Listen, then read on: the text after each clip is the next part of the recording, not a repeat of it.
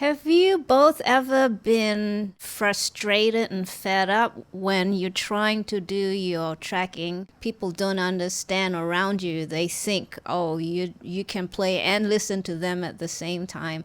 Throw a tantrum or two and get a bad reputation for that kind of behavior. Shueh-li, it doesn't bother me at all. I know that it's going to be there. There's nothing I can do about it. Now, there are situations where I've gotten annoyed to the point to where I had to stop and just take a conversation on why I'm being annoyed. But even when I was annoyed, it didn't last that long. I always tell the story. But I did 2 albums with Laura Nyro, and her orchestrator was Charlie Colello. Well, I worked, he hired me a lot for Columbia. And I did other dates for him as bass player.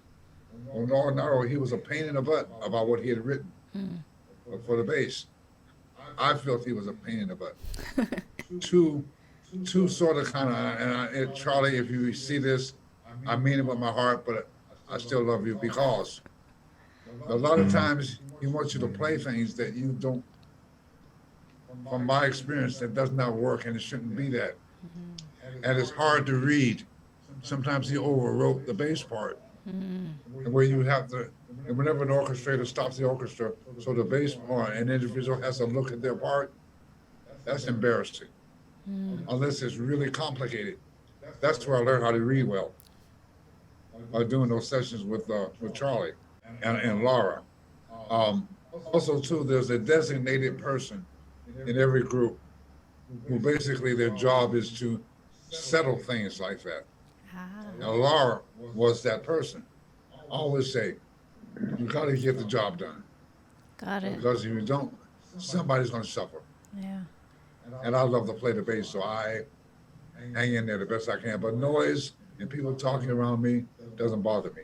Thanks, Chuck. How about Dean? The tracking sessions when there's, bass, drums, a guitar, 2 guitars, or even an orchestra, but especially in the rhythm dates, there's so much chaos because they're still trying to get a good drum sound, or, the drummer's playing brushes on this take, so they're getting the sound on him with brushes, or there's bass player changes basses and they're getting a sound on it. And so there's all of these things that are, just not really relevant to the part. But I'm always coming up with a part, so I take those kind of things as a little space where people are not concentrating on me, and I can kind of figure out exactly how I want to play this thing, or make some notes on my chart that make it less of a trap. I think that even when a musician practices, it might be good for them to create a little chaos.